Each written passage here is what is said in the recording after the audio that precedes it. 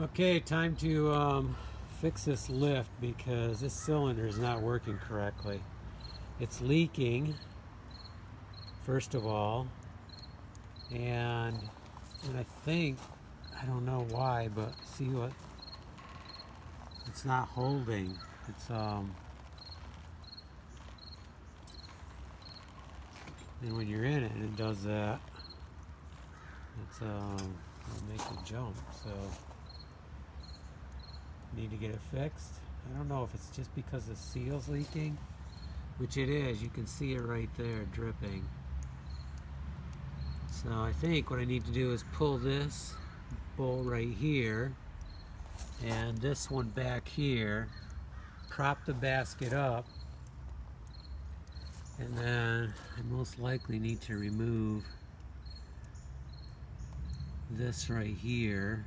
Probably this one right here will take it off,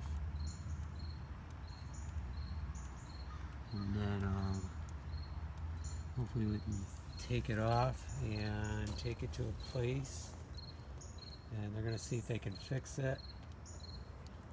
The other option is to purchase a new one, so we have to decide, but first I need to get it off. Okay, let's get working on it.